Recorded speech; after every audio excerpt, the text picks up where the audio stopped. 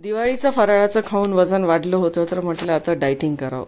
Dieting म्हटलं की आपल्या डोक्यामध्ये तेच ते सलाड आणि उकडलेलं कडधान्य हे बोरिंग फूड येतं आणि जे फूडी आहेत त्यांचं डाएट फिसकतं. तर आज मी डाएट फ्रेंडली, हेल्दी आणि टेस्टी बीटरूटची टिक्की बनवणार आहे. बीटरूटची टिक्की बनवण्यासाठी मी 2 बीटरूटचे साल काढून काप करून एका कुकरच्या भांड्यामध्ये रताळ्यासोबत त्याच्या 4 शिट्ट्या काढून घेणार आहे. तर असे आपले बीटरूट आणि रताळं आपण कुकरमध्ये टाकलेलं आहे. त्याच्या आपण आता 4 शिट्ट्या काढून घेऊत. तर असं आपलं हे 4 शिट्ट्या झालेल्या आहेत आणि आता आपण हे रताळे आणि बीटरूट एका प्लेटमध्ये काढून घेऊ. तर कुठलीही टिक्की किंवा कटलेट बनवण्यासाठी बाइंडिंग एजंट म्हणून आपण जसा आलू वापरतो तसं मी इथं रताळ्याचा वापर केलेला आहे. त्यामुळे आपली ही टिक्की आणखीन जास्त हेल्दी बनणार आहे. तर रताळ्याची साल काढून आपण हे रताळे एका बाउलमध्ये काढून घेऊ आणि सोबतच जे बीटरूट आपण वाफून घेतलं होतं त्याला एका मिक्सरच्या भांड्यामध्ये पाणी न टाकता त्याला बारीक पेस्ट करून घेणार आहोत. ह्यामध्ये बिलकुलही पाण्याचा वापर करायचा नाहीये. तर असं हे बीटरूट आपण आता मिक्सरमधून बारीक पिसून घेऊत. तर आपण बघू शकता बिलकुल पाण्याचा वापर न करता आपण ह्याला मिक्सरमधून काढलेलं आहे. तर ह्याला आता एका ज्यूस गाळायच्या चाळणीने त्यातलं जे एक्स्ट्रा पाणी आहे ते आपल्याला काढायचे. खूप जास्त दाबून वगैरे त्याचं पाणी काढायचं नाहीये. फक्त एक्स्ट्रा जे पाणी आहे तेच आपल्याला काढायचे. तर असं हे थोडं पाणी निघालेलं आहे. तर आता हा पेस्ट आपण एका पॅनमध्ये ट्रान्सफर करू आणि स्लो गॅसवर आणखीन त्यातलं पाणी सुकेपर्यंत त्याला थोडंसं शिजवून घेऊ.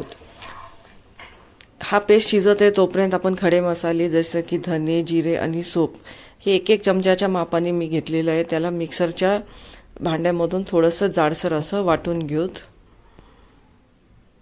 तर असं हे वाटून झालेलं आहे आणि सोबतच आपला बीटरूटचा पेस्टही बऱ्यापैकी शिजलेला आहे, म्हणजे त्यातलं थोडंसं पाणी सुकलेलं आहे. तर त्यात आता आपण दुसरा महत्त्वाचा इन्ग्रेडियंट म्हणजे आपण जसं बाइंडिंगसाठी तांदळाचं पीठ किंवा कॉर्नफ्लॉवर वापरतो तर मी इथे ओट्सचं पावडर घेतलेलं आहे.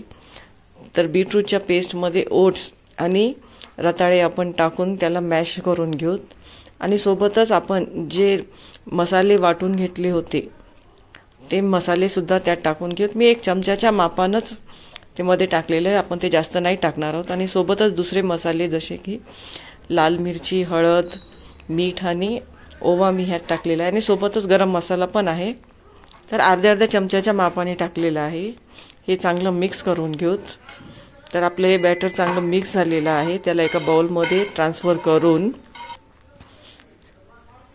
हे बॅटर चमच्याने जेवढे लागेल तसं थोडं थोडं घेऊन हातावर घेऊन त्याच्या अशा गोल चपट्या टिक्या करून घ्यायच्यात आणि त्याला साईडला ठेवणार आहोत. तुम्हाला हवं त्या आकाराच्या टिक्या तुम्ही बनवू शकता. मी ह्याला गोल असा टिक्कीचा शेप दिलेला आहे.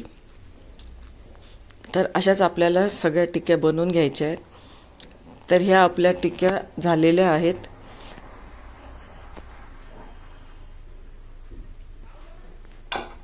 तर आता एक पॅन गॅसवर ठेवूत. मी या पॅनमध्ये तेल टाकलं होतं, माझी ती क्लिप मिस झालेली आहे. तर एका प्लेटमध्ये मी बारीक रवा घेतलेला आहे आणि त्या रव्यामध्ये ही टिक्की अशी कोट करून आपण पॅनमध्ये टाकणार आहोत.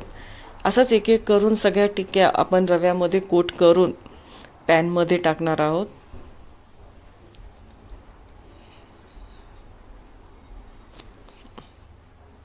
तर अशा ह्या टिक्क्या आपल्या पॅनमध्ये आपण टाकलेल्या आहेत. त्याला खूप जास्त भाजायचं नाहीये कारण का आपण बीटरूट आधीच कुकरमध्ये शिजवून घेतलेलं आहे. बस थोडासा सोनेरी रंग येईपर्यंतच आपल्याला ह्या टिक्क्यांना चांगलं भाजून घ्यायचे. तर अशा दुसऱ्या साईडनं पण ह्या टिक्क्या भाजून घेऊ. तर अशा ह्या दोन्ही साईडनं टिक्क्या मस्त खरपूस भाजलेल्या आहेत. तर ह्याला आता आपण एका प्लेटमध्ये काढून घेऊ. तर बघू शकता किती मस्त आपल्या टिक्क्या ह्या बनलेल्या आहेत. डायटिंग करणाऱ्यांसाठी हा खूप हेल्दी आणि टेस्टी ऑप्शन आहे. आणि आपण जे पाणी काढलं होतं बीटरूटचं पेस्ट गाळताना, ते पाणी सुद्धा आपण फेकणार नाही आहोत. ते सुद्धा खूप हेल्दी आहे. तर त्याच्यामध्ये पण मीठ टाकून आपण ते पाणी पिऊ शकतो. तर अशी ही आपली हेल्दी आणि टेस्टी बीटरूटची टिक्की झालेली आहे. तुम्ही पण बनवा आणि कशी झाली मला नक्कीच कळवा.